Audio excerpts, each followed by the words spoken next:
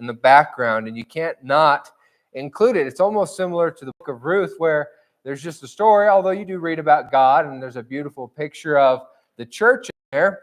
These two books, named after ladies, you can learn a lot from these two books. And what we've been looking at on Sunday morning is the question of what moves you. We've looked at how Jesus was moved with compassion, and hopefully we've thought about that. Compassion is your hurt in my heart, and hopefully we this year and be moved by that.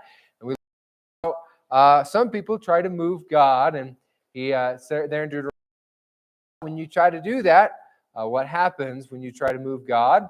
And we talked a little bit about how envy can move us. Joseph's brothers were moved with envy. The disciples were moved with indignation.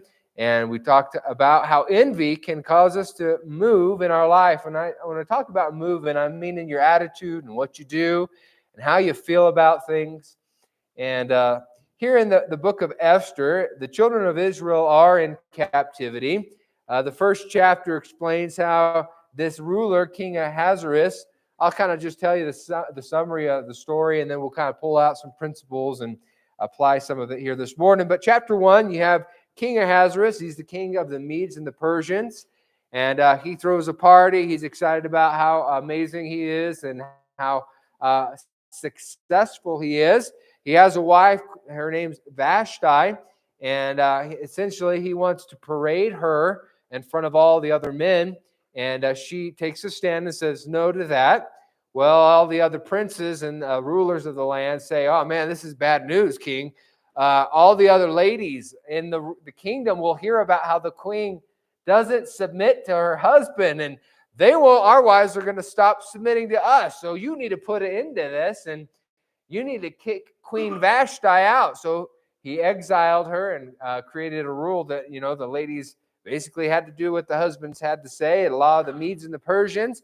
And if you know anything about history and historical writings point to this to be true, the laws of the Medes and Persians, once something was written, it could not be changed. It was permanent and it would not be altered. And so that plays a little bit into the story. But so the king, Ahasuerus, doesn't have a queen now. And so he decides that he's going to get all the pretty ladies of the land together, and he's going to pick the most beautiful. And so they round up this young lady by the name of Hadassah was her name. It's changed to Esther. And the Bible tells us that she was fair and she was beautiful to look on. And she has favor in the sight of her captors and the people in charge. And I'm just telling you, she didn't have a bad attitude. She didn't have a rotten spirit about her. You're not going to have favor in the sight of all these people if you have a bad attitude. And it wasn't just her beauty on the outside. It was the beauty on the inside that helped her do well. And so they stand before King Ahasuerus. She has favor in his sight. And she is then crowned queen. And then you find yourself in chapter number 2, and you see verse number 12. It tells the story of how she was crowned queen. And then it tells you the story of her cousin Mordecai. He's a captive, but he serves in the gate. And the gatekeeper was kind of there to pay attention to who was coming and going in and out of the door. And it's amazing, even in cities, conversations happen at the entrance of places. Any pastor will tell you a lot of conversations happen in the foyer of a church. And back then, they would put spies often in the gate to pay attention to who's saying what in the gate. And here Mordecai is a child of Israel. He is a Jew by blood, and he is serving in Shushan, the palace, in the gate. Verse number 21, it says, in those days, while Mordecai sat in the king's gate, he is a Jew in captivity serving the king. We'll get to that and why that's important.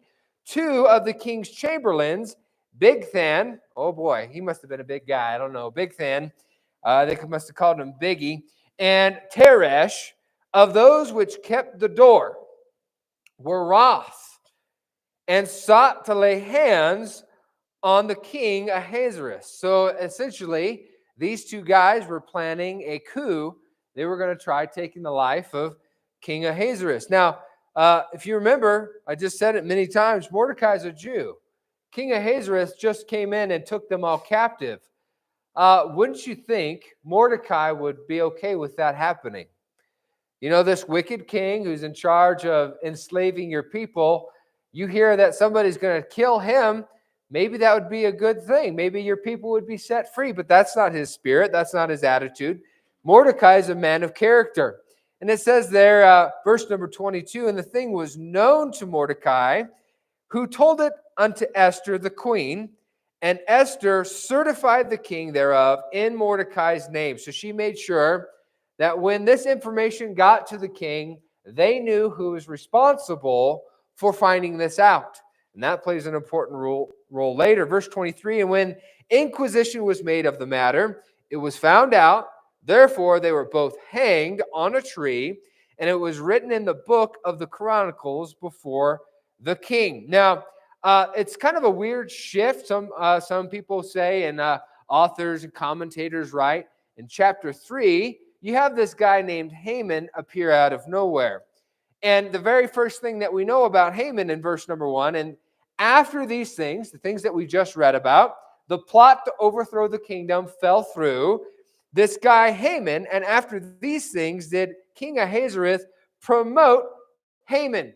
Most people would agree that Haman took credit for the events that took place in the gate.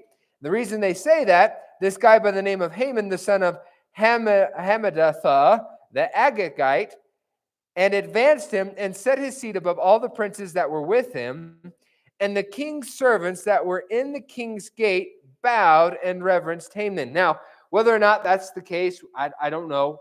All I know is this guy Haman somehow finds his way. He's kind of a weasel. He's a suck-up, and he finds his way to try to promote himself through the ranks. That's what we know about Haman. And he is able to convince this king that he's a great guy. King Ahasuerus puts him in charge. He advances him. He promotes him. And this guy, Haman, is very much so all about himself. And so as he comes and goes in this city, Shushan, he walks through the gate where we find our older character, Mordecai. Now look what it says there in verse number 2. It says, and all the king's servants that were in the king's gate bowed, all right? They're giving reverence. It says, and reverenced Haman. Because he's promoted, because he's in charge, these men are compelled to, bow the knee and reverence this guy and give him this so-called respect. But it says there, for the king had so commanded him. But Mordecai bowed not, nor did reverence him. This man by the name of Mordecai sees Haman walking through, and he says, I know the king said we're supposed to respect you, but I'm not going to bow the knee. I'm not going to get on my knees and worship you like you're some deity. And that's what they were doing. And it says, verse number 3, then the king's servants, which were in the king's gate, said unto Mordecai, why transgresseth thou the king's commandment? They said, why are you disobeying the law? Why are you not moving to obey? Verse number 4, now it came to pass when they spake, let me turn my page in my Bible, daily. This was a common occurrence. They constantly said, hey man, you better, because these men would come and go daily, many times in a day often. And he hearkened not unto them, that he wouldn't listen to them. He wasn't given into the peer pressure. And it says that he hearkened not unto them, that they told Haman, hey, this guy isn't doing what he's supposed to be doing, to see whether Mordecai's matters would stand. They said, is it okay that he doesn't do this? So they go and they tattle on him. And comes to find out, why is Mordecai not obeying the rules? Why is Mordecai not bowing? And it tells you why, for he had told them that he was a Jew. This is the only real reference that we understand why Mordecai did what Mordecai did. If you were to summarize his character and his habits and his priorities, it was because he was a Jew and he knew what the Bible said about certain things. The Bible said that we aren't to bow to any man like that. We weren't supposed to worship any human being like that. And he said, I'm a Jew. It's not that he didn't respect the kingdom. We understand that. He was willing to tell the king about a coup that would have taken his life. So it's not that he's disrespecting the kingdom. He has personal priorities. You could call them standards. He has a personal standard that he is not going to disobey God, and it may cause trouble to disobey man. This is wonderfully pictured in the life of Daniel. The king said, hey, when it's time to do the king's business, you're not supposed to be praying. You're not supposed to be doing anything other than the king's business. And what did Daniel do? He stopped what he was doing for the king and he started praying. It didn't matter what the king said. It mattered what God thought. It mattered what God said. May I remind you today that it really doesn't matter what men have to say. It really matters what God has to say. May I remind you also about the 3 Hebrew boys, also in bondage, also in a foreign land. The music, Nebuchadnezzar said, when the music's played, I want you to bow down and worship this idol. And the 3 Hebrew boys wouldn't do it. They said, we would rather burn than bow. This is the same spirit of Mordecai that we find here in these verses. Verse number 5, and when Haman saw that Mordecai bowed not, nor did him reverence, then Haman was full of wrath. He was so ticked off that somebody wouldn't give him the respect he thought he deserved. So in chapter 3, verses 6 and on, Haman builds a plot. He really hates Mordecai, but he says, you know what, if Mordecai acts this way, and he's a Jew, then all Jews must be this way. Wouldn't it be behaved like Christ? Because that's really what we're supposed to be. And so he said, well, if all the Jews are like this, all the Jews have these standards, and all these Jews have these principles, it'd be better for us to be rid of them. So he goes into King Ahasuerus and says, hey, there's these troublemakers in the kingdom, and they're spread throughout all over. We read later that this kingdom was from India to Ethiopia. That's the land. And Haman said, hey, there's these people. They're scattered abroad. They don't obey our laws. They don't do what we want them to do. So can we just make it a law later this next year that we can just go in and kill them all? In fact, we'll put a bounty over their head, and anybody who kills a Jew, we'll pay them for it. And he says, and we'll also be able to take their money and put it into the king's treasuries. And so King Ahasuerus is like, well, I don't like trouble. I want people to have unity. And this guy's a good guy. Sure, let's sign it into law. Let's make this a thing. And he signs it with his signet ring as a king, but it was a law of the Medes and the Persians. And it says there in verse number 13, and the letters were sent by post into the king's provinces. So they took this letter and they said, all right, at this day, on this month, anybody can kill a Jew, and I'll pay you to do it. And the letters are sent out to every province throughout the kingdom. Verse number 13, it says, the king's providences to destroy, to kill, and to cause to perish all Jews, both young and old, the little children and women in one day. Even upon the 13th day of the 12th month, which is the month Adar, to take the spoil of them for prey. Now, verse number 15, the post went out, being hastened by the king's commandment, and the decree was given in Shushan the palace, and the king and Haman sat down to drink, but the city of Shushan was perplexed. Now, Haman's excited because he's going to get his way, and Ahasuerus is excited because he's going to squelch a rebellion, but the city's a little bit put off by this. Why are we doing this to these people? Wouldn't it be wonderful if the world wondered why Christians are persecuted? You know, as pastor's been preaching on Wednesdays, the government and our founding fathers understood that the church was a great benefit to society. Honestly, we're truly the only ones trying to help these kids. We go to their house. We tell them that they have a purpose, that they're loved by God.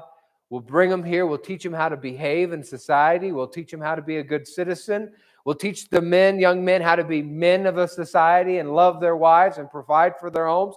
We'll tell them they need to be faithful. We'll tell the wives that they need to take care of their children. A church does all those things.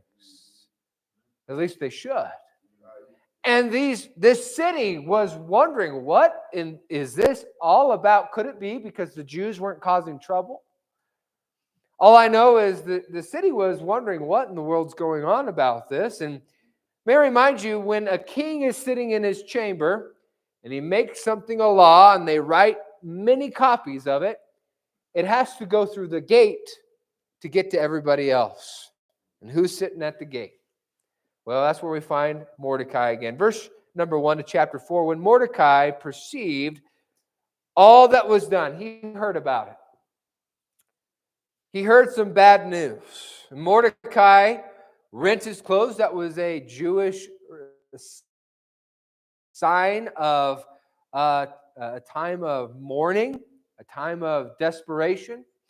If you have ever watched maybe some old Westerns, maybe you've heard it today. It's weird now. People don't have respect for even funerals. But during funerals, it was understood everybody wore black. It was a sign of mourning. And sometimes you'll see in older shows somebody's wearing black. That's a sign of mourning. As a Jew, if you were mourning something, if you were in a time of loss or extreme peril, they would rip their clothes and they'd put ash on their head. And so that's what's taking place. Of course, if you found out that if you were an American citizen and you've only got a few more months and then anybody in the world can come and the government's not going to keep you safe. Nobody's going to protect you. In fact, you're not allowed to protect yourself. And anybody in Mexico and anybody in Canada and anybody in China, if they want to, they're going to come and they're going to kill you. I think you and I would be a little bit in a time of peril, a little bit of nervousness going on. So he rents his clothes and put on sackcloth with ashes and went into the midst of the city and cried with a loud and a bitter cry. And he came before the king's gate, for none might enter. The king had a rule that nobody who was in a time of mourning could enter his gate. It looks bad. It's bad for business. That's why some businesses shoo away certain individuals in front of the business. It's bad business. You don't want to come to this kingdom and have people mourning. No, I'm a good king. I'm a successful king. My people love me. So they wouldn't even allow people with this type of presentation to enter. And it says, verse number 3, in every province, whithersoever the king's commandment and his decree came, there was great mourning among the Jews, and fasting and weeping and wailing. And many lay in sackcloth and ashes. So Esther's in the kingdom. She's in the palace. She's not really sure what's going on. She's not out there hearing this news. So her and Mordecai have this dialogue where they send a messenger back and forth. Verse number 6, the messenger's name is Hattach, went forth to Mordecai unto the city, which was before the king's gate. And Mordecai told him all that had happened. And so he says, hey, this is the bad news. This is the problem that we're having. In verse number 8, he even gives a copy of the decree. And he says, hey, you need to show my cousin, Queen Esther, this thing, and to declare it unto her, to charge her that she should go in unto the king, to make supplication unto him, and to make a request before him for her people. Now remember, when something was signed into law, you couldn't change it. So this is a law. This is going to happen. This is a law of the Medes and the Persians. So Mordecai says, hey, you're the queen now.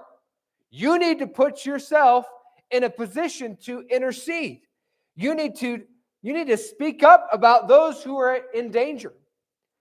And then he continues on and says in verse number 9, and Hattach came and told Esther the words of Mordecai. And again, Esther spake unto Hattach and gave him commandment unto Mordecai.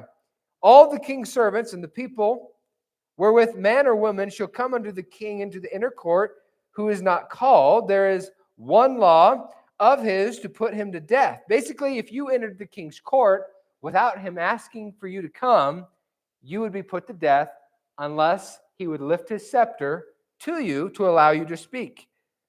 And so she's saying, he's not asked me to come. He's not asked me to say anything. He doesn't want me to intercede. He's not aware of this. May I remind you, the world will not ask you to intercede for anybody. The world will not ask you to stand up and speak up for anybody. But it's still our responsibility. So that message comes back to Mordecai, and she shares that, and he shares that in verse number 13. Then Mordecai commanded to answer Esther, think not with thyself, that thou shalt escape the king's house. He said, just because you're the queen, that doesn't mean you're safe. You're still a Jew. He said, you can't be selfish in this matter. You've got to think about God's people. May I remind you, Mordecai is not just thinking about himself here. He is thinking about the people of God. Christian, you can't just think about yourself. You got to think about the others. And this is where we find this wonderful phrase. We'll look here in verse 14. For if thou altogether holdest thy peace at this time, then shall there enlargement and deliverance arise to the Jews from another place. He said, if you don't do what you're supposed to do, God will do something to deliver us. But he says, I'm going to warn you, but thy father's house shall be destroyed. Who knoweth whether thou art come to the kingdom, here's that phrase, for such a time as this. Mordecai was a wise man, and he was able to put two and two together. And he said, you're not just some concubine. You're not just some person, a part of this man's harem. You're the queen. And you have favor in his eyes. Could it be that God has you be queen for such a time as this? And this is a true application. You were born for such a time as this. There are no accidents in life. As far as the big plan, God in the end, the Bible says, the lot is cast into the lap, but the whole disposing thereof is of the Lord. Yes, there are little bits and pieces where we have our own say and our own will, but God has the ability to lead things in the end in his own fashion. And so she takes his counsel and she says, all right, I want all the Jews to get together. I want all you guys to pray and fast for me. Look, when you're going to get something done, really done for the Lord, you might want to involve some prayer. And you might want to involve some fasting. This is all kinds of side notes that I'm talking about, but lots of us make decisions without really even praying about it. When was the last time you fasted about a decision? Well, she says, hey, I'll go before the king, but before we do that, we need to get God on board. We need to get God involved. Wouldn't it be a good idea to get God involved in what you're doing? Wouldn't it be a good idea to get on your knees once in a while and say, hey, God, would you help me be a dad? Would you help me be a mom? Would you help us raise our children for such a time as this? Maybe there are some other people whose lives and their souls are in danger. Just maybe, if some of us would stop being so selfish, maybe we get off our cozy couches and be a little bit concerned about those who are in peril. And maybe if we would just be a little bit more focused on them, maybe we'd get on our knees and say, God, what could you use us to do for such a time as this? These kids in this community, they need somebody to tell them the truth. They're not hearing the truth on the news. They're not hearing it on the radio. They're not hearing it from their school counselors. Where are they going to hear the truth? Somebody has to say, look, I'm going to get God involved in my life, and I'm going to see that I'm here for a reason. It's not to be cozy in the palace, Queen Esther. It's not to make all things rosy and wonderful. There are things that we need to do. Esther, you need to do something. And if you don't do something, it's going to be a problem. If we don't do something for God, it's going to be a problem. Verse 17, so Mordecai went his way and did according to all that Esther had commanded. Now, he's had this communication with her. She said she's going to do it, but there's no guarantees, right? The problem, it has not been solved yet, right? And now, chapter 5, Esther stands before the king. Beautiful picture about how God extends this. We're not worthy to be in his court, but boy, I'm so glad we have favor in his eyes. And anytime you and I need God, anytime we need access to the king, all we have to do is just draw nigh unto him, and he'll say, come on hither. So she stands in the court. He extends his scepter to her, and he loves her. He appreciates her. He says, whatever you want, honey. If you ask for the moon, babe, I'll give it to you. He basically says, you want half my kingdom? I'll give it to you.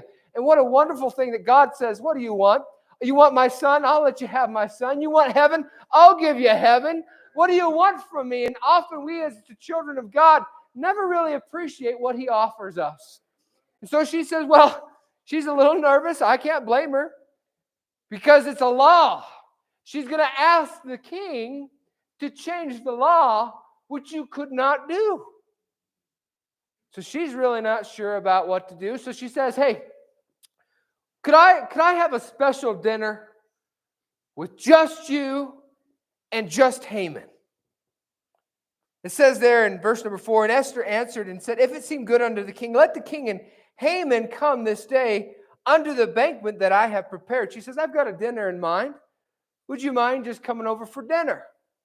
Well, what man doesn't like that, right? Well, Haman is standing there, and he's hearing this too. It says there, and the king said, verse number 6, and the king said unto Esther, and the banquet of wine, well, what is thy petition? And it shall be granted thee. And what is thy request? Even the half of the kingdom. Then answered Esther and said, my petition and my request, if I found favor in the sight of the king, if it pleased the king to grant my petition to perform my request. Again, it says, let the king and Haman come to the banquet that I shall prepare for them, and I will do tomorrow as the king had said. So they have dinner, and he says at the dinner, hey, what do you want? She says, can we have dinner one more time? Can we just do it tomorrow again, and then I'll tell you what I want? Well, man, Haman, he's rubbing shoulders with the king, and he has a special dinner where the queen is serving him and the king. Boy, he's starting to feel pretty good about himself. Yeah, him. So he's been invited to come again. Verse number 9, and when then went Haman forth that day joyfully. He's clicking his heels. Man, I am something. Then went Haman forth that day joyfully and with a glad heart. But when Haman saw Mordecai, the king, at the king's gate, now he's getting ready to leave, and he sees that old Mordecai again. He's already got the law in place. He's already got his scheme in mind. And he sees this guy, Mordecai, in the king's gate, that he stood not up. He didn't even stand up in his presence. We do that as a sign of respect. Young men, you should always, when there's an elder man come in to shake your hands, you shouldn't be sitting and make them shake your hand. This is a biblical principle. People would stand to show respect. You should never sit and shake a woman's hand. You should stand in sign of respect. Well, Mordecai's just sitting there. He's not going to stand up for this guy. There's certain people we shouldn't respect. That's fair to say. And it says that he stood not up. Now here I typically introduce you to these subjects at the beginning, but I had to tell you all of that to get to this. It says that he stood not up, nor, what's that next word? Okay. Let's try it again. Chapter 5, verse number 9, that he stood not up, nor, what's that next word? He didn't even move for him. There wasn't a nod. There wasn't a friendly gesture, hello. He didn't move. So what we're looking at is what moves you. May I remind you that Haman is the guy who's responsible for all the Jews going to be killed in just a little bit of time. This would have been a good opportunity for maybe Mordecai to say, hey, Haman, I'm really sorry. I'm really sorry. I should have stood up. I should have bowed. Can you somehow help me? No. Mordecai has not changed, even though his circumstances have. Mordecai doesn't kowtow to a wicked man. He doesn't move for him. And oftentimes I find as children of God, we let men move us. We'll look at that in the next several Sundays, but what moves you? Does God move you or does a man move you? Mordecai isn't moved by the presence of this man. He was full of indignation. That just really ticked him off. So he goes home and he complains to his honey. I told you we do that last Sunday night. I said, us guys, we don't usually get in the gossip chat rooms or the group chats or in the nursery, but we go home and we complain to our wives. And that's what he does. And that's what some other men in the Bible, Ahab would go home and complain to Jezebel because, our wives, they're great listeners. We don't want to listen to them, but they listen to us. And he goes home to his buddies and his wife, and he says, that old Mordecai still wouldn't bow to me. So she says, hey, we should build some gallows, and we should hang him on it. And he said, that's a good idea. I'll go take care of him. Verse number 14, then said Zeresh, his wife, and all of his friends unto him, let a gallows be made 50 cubits high, and tomorrow speak thou unto the king, that Mordecai may be hanged thereon. Then go thou in merrily with the king unto the banquet. And the thing pleased Haman, and he caused the gallows to be made. So these next few chapters are quite fun to read. I'd encourage you to do it. This all happens within just a couple hours of each other. So he goes home to complain to his wife. He's supposed to be getting ready to go to a banquet where Queen Esther has invited him. This is the second night. They're building the gallows. As he's leaving his house, he's waving at the construction crew. Hey, I'll be back soon. Make sure it's finished by the time we're done. He continues on. Chapter 6, verse number 1. On that night, the king could not sleep, and he commanded to bring the book of the record. So that very night, as they're building stuff, as he's at home complaining about this guy Mordecai who won't bow to him, I wish the world, it wouldn't be a bad thing if the world complains about you, by the way. If the world complains about your standards, your convictions, your priorities, and what you're not doing for them, that's not a bad thing. That's a good thing. We're not here to please the world. We're not here to please man on this earth. We're here to please the Son of Man, Jesus Christ. And this man had no concern, even though his life is literally in the balance, he's not going to bend to this guy. So that night, God keeps the king up. You know, you can just see God in the background here. The king can't sleep, so he says, bring me the records. They start reading the history books of what's going on. And so verse number 3, they come across the story where Mordecai overheard about this plot, this coup, and they said, hey, this guy Mordecai, he saved your life. In verse number 3, it says, and the king said, what honor and dignity hath been done unto Mordecai for this? And he said, hey, did we ever thank that guy? And they said, nope, nothing's been done. And as they're reading to this king, and as he is hearing the story, in walks Haman. Verse number 4, and the king said, hey, I heard somebody come into my court. Who's there? And he's excited because he's got gallows being built right now, and he's going to be rid of this guy. He's going to be rid of his problem. And the king says, hey, Haman, come on in here. Verse number 5, and the king's servant said, behold, it's Haman, standeth in the court. And the king says, let him come on in. Hey, Haman, you're just the guy I wanted to ask this question to. And Haman's like, yeah, I got a question for you too, but you go first. I just love these stories. Wouldn't you just love to have been a fly on the wall in some of this?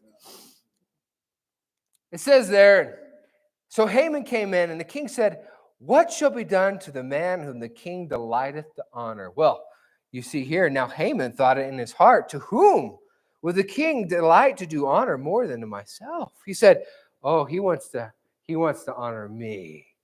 I've been invited to the queen's house. She served me dinner once, and she's going to do it again tonight. I'm in charge of everything. The king is asking my advice. It'd be like when us husbands go to our wives and say, so what do you want for your birthday? Or what do you want? He's asking me. He wants to know, what do I want? So he says, hey, you need to take the king's garment, take the king's ring, take the king's horse, and have somebody lead this man throughout the entire city, proclaiming how marvelous and how wonderful this man is. This guy Haman really likes to hear his voice. You know, he's like one of those guys that just says his name because he likes the way it makes him feel. You know, Haman, ooh, I'm such a smart guy. Who's the handsome? He's like the guy, looks in the mirror, mirror, who's the fairest of them all? Haman, of course. That's me. He's just all about himself. What's crazy is this king didn't see any of that. Most of the time in history, rulers were pretty smart about stuff. They were pretty wise, but he didn't really see this happening until it comes to fruition. And just because somebody's promoted, just because somebody's in a high position doesn't mean that they've got it all together. And so he tells him, verse number 7, Haman answered the king, for this man whom the king delighteth to honor, let a royal apparel. And he says, hey, you just walk him through the streets and give him honor at the end of verse number 9. Thus shall it be done to the man whom the king delighteth to honor. And he's thinking, it's going to be me. This is where I would have loved to have seen the face. Then the king said unto Haman, verse 10, make haste and do so. Take the apparel and the horse, as thou hast said, and do so even to Mordecai. The guy I just came here to ask you if I could kill, you want me to do what for him? That is why Haman came to the palace this night. He was going to ask to kill this very guy. And King Ahasuerus says, oh no, the honor that you were going to think that you were going to give, I'm going to give to this man. You know what? When you're a child of God, sometimes the king will give you things that maybe other people wanted. So then Haman, verse number 11, can you imagine the grumbling this guy had while he was doing all this? Yeah, I imagine like a teenager when a mom says, hey, take out the trash. There's no slamming this stuff around. I can only imagine following Haman around this day. Can't believe I'm doing this for this guy. How strange when they finally come to Mordecai and say, hey, we got to do something here, Mordecai. Oh, what are we doing? Well, Haman, the guy who hates you, is actually going to be leading you through town on a horse. And it's not just any horse, it's the king's horse. And we need you to put this on. Well, is it a dunce hat? Are they mocking the people of God? No, it's the king's robe, and it's his ring. Sometimes God will do miraculous things for you if you just keep to the principles that he's taught you. Mordecai, he's probably like, what in the world? What? Strange stuff, right? So it happens, verse number 12, and Mordecai came into the king's gate, but Haman hasted to his house. He ran home to complain to mama. So after all that takes place, Mordecai goes right back to his job. That's what it says. He went right back to the gate. It's just like David. When he went back and he wouldn't leave his father's sheep unattended, when he came to the battlefield, here this guy, he still has a job, and he's still going to get it done. He goes right back to the gate. He doesn't go home and brag. He doesn't go home and gloat. He doesn't walk around and say, hey, look at me. He goes right back to the position he was supposed to be in. Would it be that Christians would just be in the position that they're supposed to be in? And it says that Haman ran home, mourning, oh, woe is me, and covered his head. Oh, threw his head under the pillow, a grown man. Covered his head. Oh. Well, it's funny, teenagers, they'll put on hoodies. I don't know what it is about hoodies. They'll sit in the back and they'll put a hoodie on. Something to that. It's to it, it's just a sign of pity. Shame, whatever. Verse number 14, while they were yet talking unto him, then came the king's chamberlain and hasted. So he just had to spend all day. He wanted to spend the day watching Mordecai swing, but he had to spend the entire day walking through a city, everybody praising Mordecai. So he's home pouting, and the servants of the king came in and say, hey, Haman, you got dinner in 5 minutes, buddy. You better get moving. You got to see the king and the queen. Oh, yeah. I probably cheered him up. Oh, yeah. I still got something good to look forward to. I'll ask then. Who knows? But, this guy is just crazy, man. Hasten to bring Haman unto the banquet unto Esther had prepared. Well, you better not be late for dinner. Verse number 1, chapter 7. So the king and Haman came into the banquet. So essentially, this is what happens. She feeds him. He says, what do you want? She says, there's a law and there's an individual that has put my life and my people at risk, and our lives are going to be taken. And he says, who's responsible? I could just imagine Haman sitting there watching this conversation. And, at first he doesn't know anything about it. It's like, I could just see him nervously eating, stuffing his face. Oh man, this could be good. Who is this guy? Oh man, can you see how red King Ahasuerus' face is getting? This guy's going to get it. And she says, this man Haman. Gulp, food starts falling out, And the king's so mad. He doesn't know what to say. He doesn't know what to do, which is, again, he has great strength. Most of us men lose our cool here. Finding out somebody's going to kill your wife that you love, the queen, and he's thinking about, how is this going to affect my palace? I just kicked out one queen because she wouldn't do what I said. Now, how is it going to look that I'm going to kill this other queen? He's got all kinds of problems that he's got to figure out. So he gets up and he goes to the garden to think about stuff. And Haman throws himself onto the bed where she is. Back then, culturally, they wouldn't sit at a table. They'd often sit. They'd be on the ground. There'd be maybe a little bit of a raised table. So he throws himself at her feet and begins to beg like a dog, oh, please, have mercy on me. And it says there in verse number 7, and the king arising from the banquet wine, in his wrath went into the palace.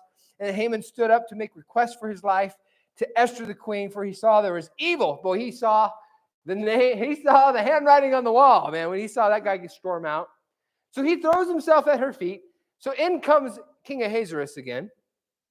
See, the Bible's fun, man. You just got to read the stories. They're beautiful. They're wonderful. He comes in, and here's this guy laying on the feet of his wife. And he says with his soldiers, oh, not only is he going to kill her, now he's going to be immoral with my wife. And it says, as he was saying it, look what it says. It says, verse number 8, then said the king, will he force the queen also before me in the house? As the words went out of his king's mouth, they covered Haman's face. You know, and you've seen those shows where somebody's being kidnapped, they'll put a bag over their head. That's what happened. As the king's talking and saying this, the soldiers are coming in. They're going to drag Haman out, and they put a bag over his head. Well, one of the servants says, oh, hey, by the way, king, I think he was building some gallows for Mordecai. And King Ahasuerus says, go hang him on him. So they drag him home. Your third trip home, buddy. Going home to see your wife, it ain't going to be what you used to. Verse number 10, and they hanged Haman on the gallows that he had prepared for Mordecai. Then was the king's wrath pacified.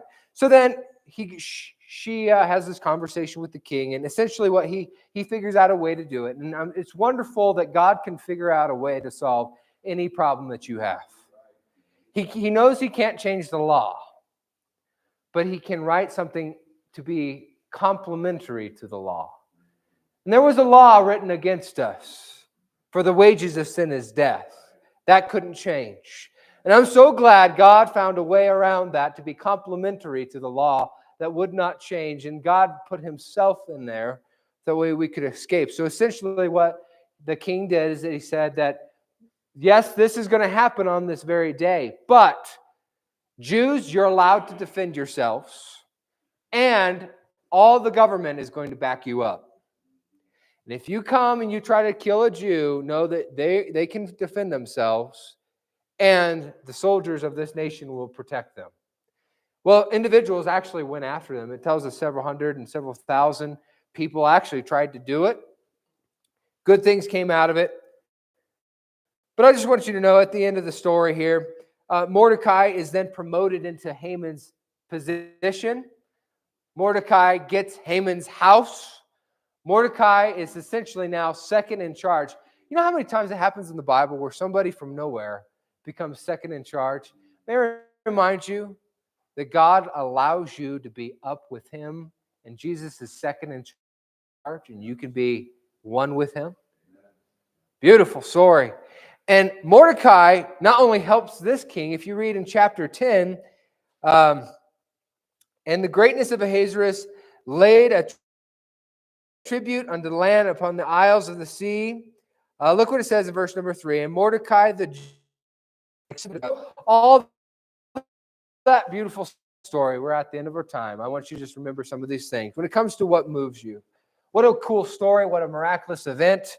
But it's all because Mordecai was going to be unmoved. It all started. The beginning of this story started because Mordecai said, I have principles, I have a God, and I have a people that are more important to me than just this one man. Mordecai was unmoved by fear. Christian, Mordecai's life, he could have allowed fear to come. You can sense the fear of Haman at the end of his life.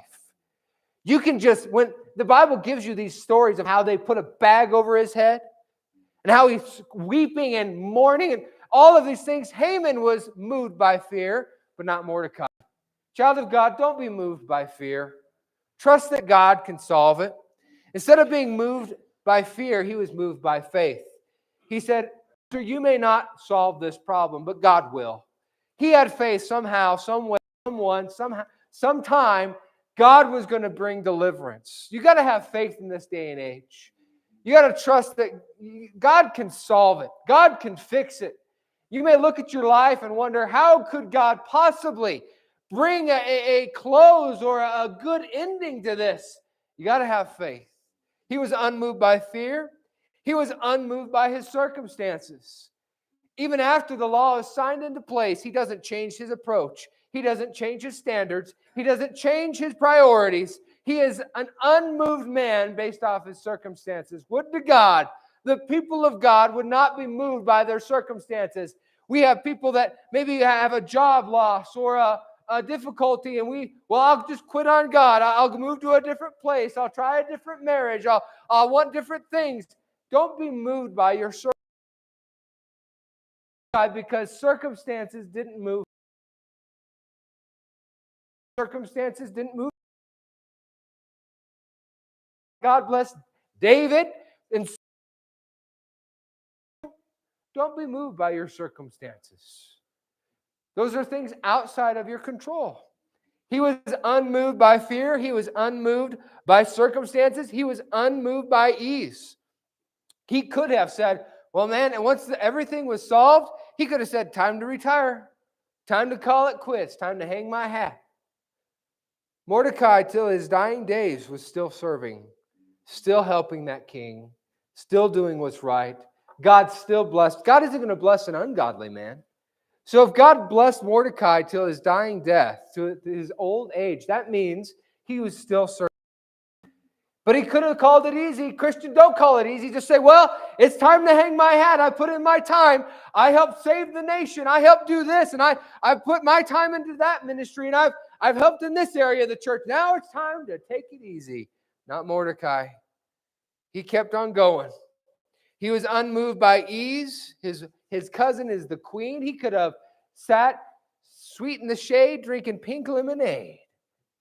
Not Mordecai. He kept going. He was a man who was hardworking. Lastly, he was a man who was unmoved by time. He's still the same man at the beginning of the story that he was in the end. Christian, what moves you? Does fear grip you and cause you to make decisions out of impulse? Do your circumstances move you? Well, Pastor, if you only knew how my life has changed now, I would have served God if. No. Don't be moved by your circumstances, the environment around you. Don't let ease, man, life's good. Hey, the economy's good. Hey, I don't need to pray anymore. Hey, we got a good president. We've got a good border program. Now I don't need to pray anymore. I don't need to worry. No. Not the life of ease. And now are you unmoved by time? You know, the true test of a Christian's character is time. It's time. Young people can be on fire for God. It takes time to get to the 30s and 40s and 50s and 60s. Then we'll see. Right, adults? We know what we're talking about. Time changes a lot of things. Changes our perspective on some stuff. Changes our priorities. Time has a funny way of changing us, but it should never change us for who we are for God. What moves you? Let's not let a silly little man with a weak constitution like Haman be the reason we make all kinds of crazy decisions. What moves you? Let's not let man move us. Let's bow our heads and close our eyes. I have the pianist make her way to the piano. Haman was so ticked off that Mordecai was not moved for him. We should not move for the devil.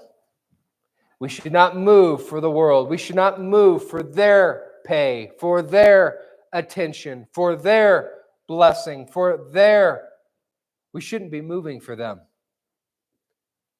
Are you living your life being moved by a man, a silly man? Or should we be like Mordecai that says, you know what? We trust God can solve this. Maybe for such a time as this. Parents, maybe your kids are going through a hard time. You maybe need to remind them, hey, you're here for such a time as this. Mom and Dad, it's hard to serve God. Hey, maybe it's because God put you in this time to reach somebody, to help somebody. It's bowed and our eyes closed.